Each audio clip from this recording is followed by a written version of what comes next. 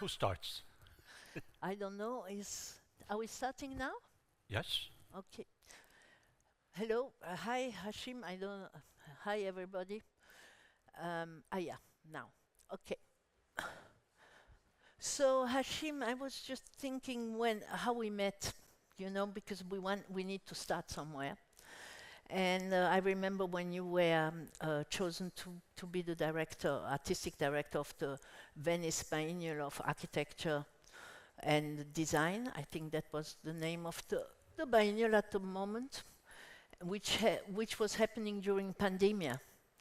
And this is a project we supported from the Luma Foundation.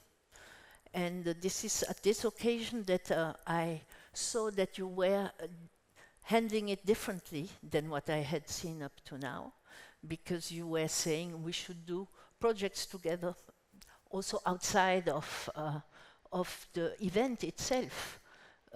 We did not need to do a big exhibition for the opening. We could maybe continue during a whole year to discuss about topics that we are interested in. So I found that really quite enticing. And from there on, we were more or less in a discussion, even if it was interrupted because of geography. But now I think we just landed at a place where we can really start to work together. What do you think about this? I would like to go back to the many times we met, Yeah. met again, and in every one of our discussions there was an intensity, I would say even an intellectual complicity, that took us to places that we are trying to change. It was very clear to me from every conversation we had that you were interested in another art, in another culture, arts and cultures that are not here and now, but that can happen. Yeah. In the future near, not the future too far away, but the future near that can be possible by action. It was also very clear to me, which was close to my heart with the Biennale, is that these kinds of things we cannot do separately, we have to do together. We have to imagine the future together, and we have to work on it together. And by together, it's not just as human beings and nature, as artists and scientists across cultures, that plurality was central to how you were thinking about the future of art. But I really met Maja, I have to say, when she was driving me around the Camargue, the marshlands of the Rhone Valley. Yeah, Hashim, I don't mean to interrupt you, but I thought we had images to show about what you are going to talk about. So Where could they I are, ask the organizers how we do that? Please. No? Yeah, Are you but seeing you them? continue Are now. you seeing? It I will- can it I can will- try to use words to visualize the space. Yeah, It's flat area, not unlike outside here, marshes. It was windy, it's that famous, notorious Mistral wind, and froth of salt was flying all over, making it so difficult for the birds to fly. And for those of you who know, it's a very beautiful national reserve that was protected thanks in big part to the father of Maja. And driving through it in the wind, that deafening wind, and seeing Maja so pleasurefully trying to explain to me all of that ecosystem made me realize something very important, that the Luma as a cultural undertaking is deeply, deeply connected to the ecosystem of the Camargue. yeah. And here, if I can add one thing, especially in the context of a cultural summit, first by confessing that the word culture gives me the heebie-jeebies. I'm not always very comfortable with that word. There's some conceit to it, especially in its Arabic usage of thaqafa, which makes it elitist, makes it connected to like higher level of education and sophistication that is not accessible to everybody. But what you're trying to do in Luma is different. It's not culture as a place, it's culture as an ecosystem. Yeah. And that's one of the conceits of culture. It presents itself as being fixed to a particular place, pure, static, and we need to protect it and address it and revere it. Whereas Luma is something else. If I can ask you please to speak to that connection with the ecosystem, but also to Luma as a cultural ecosystem. Well, probably, yeah. Thanks for the question, because this needs clarification, probably beyond even this conversation. It started with me when I understood, as I grew up in a reserve, which is a reserve, a natural reserve, in the 70s, 80s. We have images now. I hope you can see them, because we have a little light in our eyes, but for you it should be great. So as I grew up in this place, I understood together with the education I received that if you freeze something, it doesn't really exist anymore. This is the museum side of some situations. But if you include the human element, then it is in evolution, and you create what we call an ecosystem, and that ecosystem, which was defined at the time for all what is natural heritage, is actually also defining for cultural heritage now, and we are living this period where there is a shift between what you say a cultural place, or a place for culture, and an ecosystem for culture. I think we all perceive this and all know this, but how were we going to do it, and how were we going to make it happen? That's really what has been occupying me and all my co-workers and all the people around,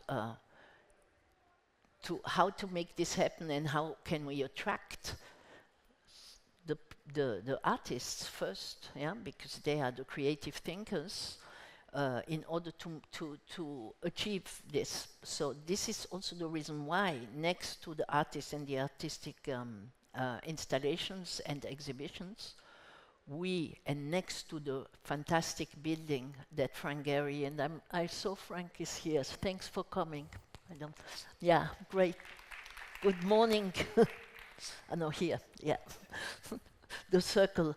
No, so just to finish, thanks to do this Atelier Luma that you also came to visit, Hashim, that is using the region, it's using the resources of the region, mapping them, describing them, researching them, and reusing them in the activities we have at the Atelier Luma, where we create new materials which are recycled from things that are completely not what you would believe can become a material, a construction material, like, you know, salt or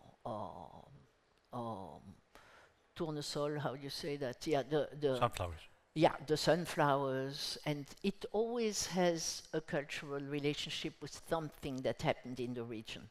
And I really wanted to meet Hashim so that you can help us to become more global, the same way that Frank helped us to be on the map, that we can also put this Atelier Luma on the map. I mean, for me, MIT Luma Lab is really part of this ecosystem. Yeah. You always describe Luma very accurately as an archipelago both physically as an ecosystem, but also as a series of separate but very well connected undertakings, from design, art, the archive, the culinary work, the exhibition work. All of these exist separately but very much connected around the atoll of Luma. And I would think of the MIT Luma Lab that we just launched last month together as being a distant island, or as being that group of people that can come to Arles every now and then and navigate between the different units and try to work across them. We're talking, for example, about a project now that we're launching on textiles. For many of you, you know that the garment industry produces about 7% of the carbon emissions of the world, which is more than navigation and air transport combined. And Luma has been very invested in rethinking the connection between textile industry and natural resources, especially in the larger ecology of the Camargue. At MIT, we're thinking about smart materials, breathing materials, and all, and now we're working about naturally inspired smart materials. So this is a project that we're launching together. But we're also thinking about how artistic expression can come out of that, so that this kind of project can be shared and expressed through art with the world. There are many more other projects we're thinking about, but just to give you an example of that continuum. There's also another dimension that you see immediately when you go to Arles, which is there is no barrier between art and science. The two are a continuum. The two are really driven by the imagination and innovation. Yeah. And innovation is another dimension of Luma that we really found very inspiring. That you're not just interested in discovering how algae can become sound panels for buildings, but how that can go out and change the building industry in the world. And this is another space of partnership between us. Yeah, this is super. And what is interesting also in our partnership is that it is on the long term. So we are just getting started and we can carve out projects together. But I agree with you, the innovation part has to be embedded from scratch. It has to be what is driving our new projects together. So I'm really happy you can build on a situation that already exists, which is this ecosystem, but also aware that the ecosystem is changing. And this is where it is becoming really interesting to speak with different partners too. Once we have this situation really understood and defined, it's going to morph anyway, like everything in the world right now, into a new situation. And that's really what I'm interested in from your side. Just realized today that there's another thing that is common between Luma, Abu Dhabi, and MIT. Yes. Other than the marshes, other than the interest in the culture, science, art dimension, we all have a Frank Gehry Tower in the middle. Yeah. This is the living organism and the thing that can really, it relates us, yeah. But Maja, one thing that you have pushed us at MIT to think about is how the Luma Lab at MIT can be not just a complementary lab that works with Luma on projects related to the Mediterranean region, but also to think of it as a connector to larger global commons projects. One of the undertakings at MIT right now is to take on, hopefully boldly and with impact, the climate change issues.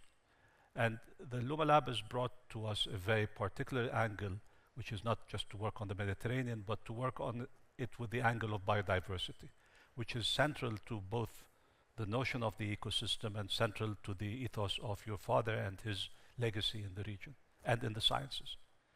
But there's another thing that we're trying to do, which is to address the global commons. Yeah. Areas around the world that straddle across nations that are huge in size, but also huge in potential impact on climate change. The oceans, the Amazon, desert areas, the Mediterranean. And Maja has been pushing us, don't think of our collaboration as being only the Mediterranean. Try to connect it to these other undertakings. So that's why, for example, for COP30, we are hoping to bring some of the Luma work that we're doing together to the Amazon and to see how this kind of work on textiles and natural fibers can be connected to the work that is going on in the Amazon as well. And by the way, yesterday I bumped into Rafik Anadol here, and who is a frequent traveler to the Amazon.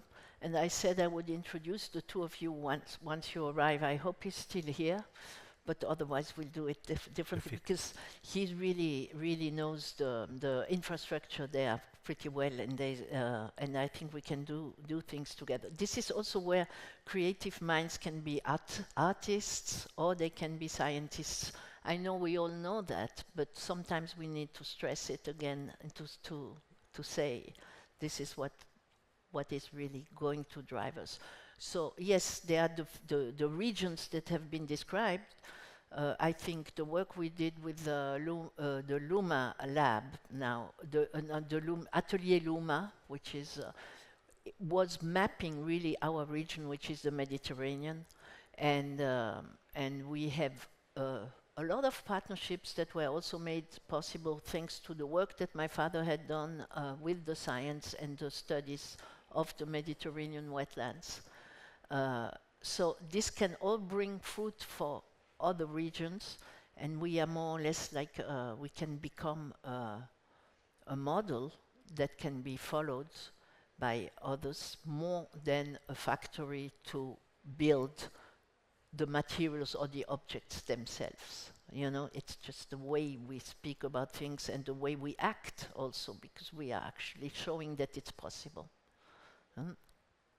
Every time I met Maja before I went to Luma, she would say to me, "You have to come visit. I can explain to you I know. forever, but you have to come visit." Everybody has to come visit. And it's true because, again, it's not just because the place is unique, and again, it's beyond the place, it's an ecosystem, but also because as a visitor, you yourself carry with you from one aspect of it to the other certain threads. And we are all active connectors, active catalysts in the space of Luma. You feel that. You feel energized by it, and you feel like you're an agent of this kind of activity, which I believe is going to be the model for future cultural institutions. I use the word culture, but you know what I mean. There's another dimension to Luma, which I feel is also part of the complicity with MIT. The arts have been present at MIT for a while now. And they were introduced by Jerry Wiesner, who was advisor then on technology to John Kennedy in the White House, with a very particular perspective. He saw that not only is it important for scientists to interact and think with artists' presence, because artists don't solve problems. The artists say, what if things can be otherwise? So it's a very different approach to the world, to seeing the world that they bring. And that's necessary for the engineers and scientists. But on a very practical basis, again, this is what you're doing at Luma, science and technology introduce new media that expand the domain of art. Now we have artists working on the future of mushrooms in relationship to climate change. I mean, this is so inspiring. This is really saying it all about our collaboration. Nano art. I mean, what is that? But we're exploring what it is. But importantly, Wiesner saw that artists' presence helps the scientists imagine the impact of their technologies on the future. I do remember last year at a retreat discussing AI and the future of AI. The engineers around the table were saying desperately, we need the artists to help us imagine what this future should be, more than ever before. So that continuum between art and science is even stronger today, especially when the future is uncharted. Yeah, I'm not sure how far we can go in speaking about the situation. It's true that our future lays in these collaborations, and I would say we really need to reinforce them and make them possible as much as we can, right? And not try to stay in our silos and in our specialties. And it's a pity that now a big part of the world is not supporting anymore as much as was to be hoped a few months ago, the possibilities of this type of collaboration. So this makes it even more important to find new partnerships, and even more important to continue in the way we are thinking and doing. The only way to address these challenges is to stay the course. And we're staying the course. We stay in the course for now anyway, and we reinvent maybe some Maja, also staying the course means to have a long-term vision, and your Luma project has been to have a long-term vision. And a long-term ability to sustain that. Yes. As an architect myself, working with a lot of organizations around the world, I see many non-profits with very goodwill and intentions, but with very short-term transactional thinking. Luma is not like that.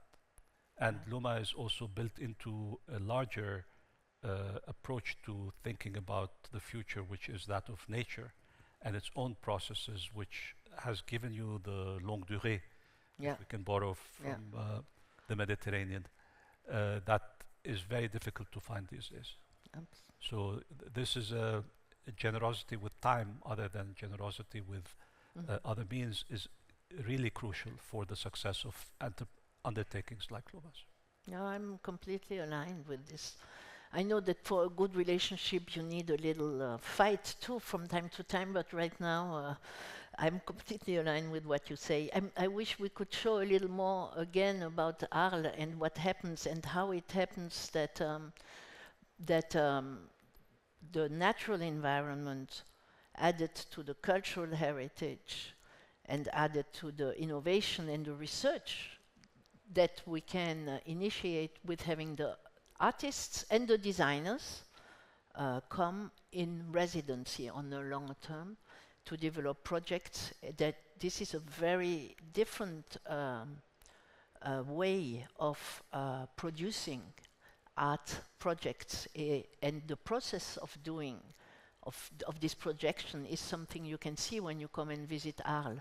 This is also why, because my foundation is in Switzerland, as you know, and I think we managed the funding pretty well in Switzerland, but our main project is in France, so we also foster this type of relationships. Then it becomes really local.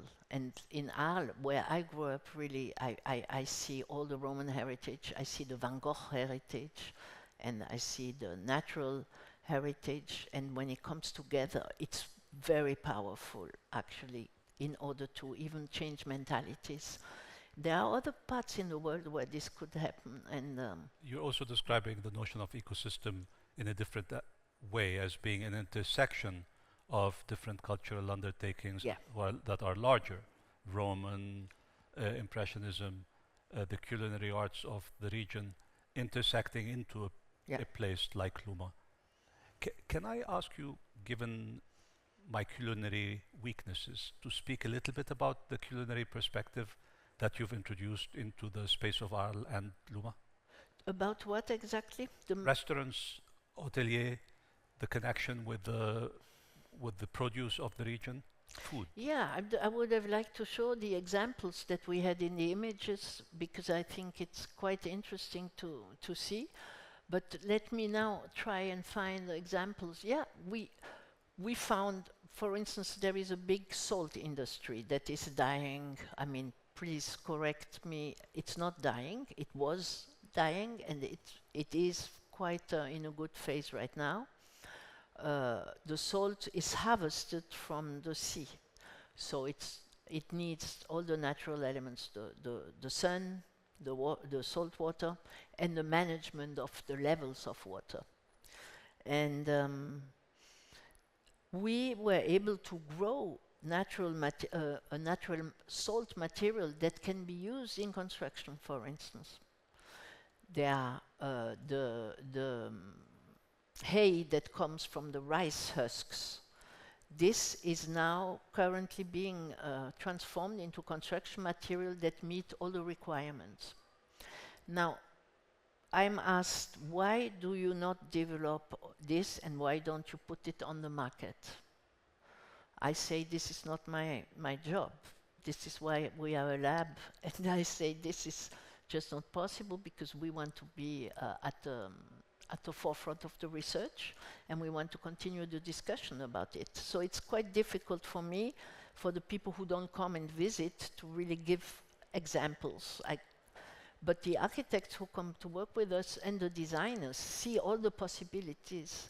And if you would like some example, I should have brought my brick of rice husk, which I didn't do now in my luggage. And I think it is in the, how that we call in French l'air du temps. It is really in the commons and in the goods for everyone to be able to develop this and not find a patent to try and sell it to people, because it's not our role. But maybe some partners can do that. We are here like you developed the materials that can breathe on your body, for instance, all the incredible things we visited at MIT, we do it drawing it from the natural environment. And this can be done elsewhere. We have been working also in this region here with other Emirates, which really bring us further in seeing what the social impact of our work is also. And it's about the social impact and how to help all the artisans of a region, for instance. This is a space again that Luma has been quite pioneering in. Yeah. When we started the Luma Lab at MIT, you brought in immediately Marco and Luca, people in the innovation space, to be present with us at the beginning, at the inception of the projects. So a project related to the salt can, from the beginning, have an impact. And again, here there are these barriers that we have constructed for ourselves in the idea that culture is exclusive, that cultures and art happen in this isolated space from industry, commerce, innovation. And blurring that boundary is not an easy one, but you've been able to do it through these innovation projects in Luma. So there's another unique aspect to the Luma project. It doesn't isolate itself from life. And perhaps this is what strengthens the affinity with MIT, that we are very much interested in the research and the making, in not just the making, but the impact of the making. Yes, and bringing the right people into the discussion is really important. I think the system of inviting artists to think also about other things than art, their own art, and to put the ideas together is really what makes the essence of Luma. Yeah. And I really mean this is important because they can rethink also other matters in the world that are really relevant. And what you were saying about global warming is really important too. It matters a lot at Luma. So, and I'm very happy that we have a place like Arles, which is really in the Mediterranean with the natural heritage, with the cultural heritage, where suddenly you can have maybe one little catharsis when you come as a visitor. And that's really what I'd like to spark. Talking once to an ecologist about what travels across regions, because ecologists are very interested in the regional thinking and space. He said to me two things: birds and the wind. Right. Can I ask you to speak about the impact of the birds and the wind on you, on the project of Luma? Well, it's just really the birds, then they don't have boundaries, you see, and the wind can bring them from one side or the other of reality. Today we went to see Team Lab here, and I'm still blown away. I think it's incredible that also in Abu Dhabi a place like this was created where people can have these experiences. I realized that they speak about environment all along. You have to go. Huh? Yeah. You really have to go and see it, Hashim, because it's only opened 2 weeks ago. If you manage to go this afternoon or tomorrow, I would really recommend it. Before it gets too hot and they leave. Yeah, and we have 1 minute left. So we have 1 minute left, and I just wanted to turn to you to have the final word about what you feel is next, not just from platform of the Cultural Summit, but what's next for Luma as you take it to the next frontiers. Tomorrow we open our exhibitions, and so we have to fly back. Our exhibitions are really, really super interesting because they are like living organisms. It's not like we show only a result. You can dive into the process of things too. And so I'm looking forward to go there tomorrow. If you really ask me what's next, that's the very next. And to open these exhibitions and to have the conversations with the artists. There will be a few press present, but it's not really our main focus to show the finished show. We are going to continue to work on the things. So, and next year, I think I really want to entitle the artists to speak even more, like what we already know, like real citizens of the world, put their knowledge together and have an impact on not only what you say culture and you think is can be put on the side, but have an impact on the real decisions that are going to carry us further in the world, if it's possible. Because I think it's possible because we create reality. Maja, thank you very much. The world needs more birds and more wind, and needs Hopefully. more loomers. But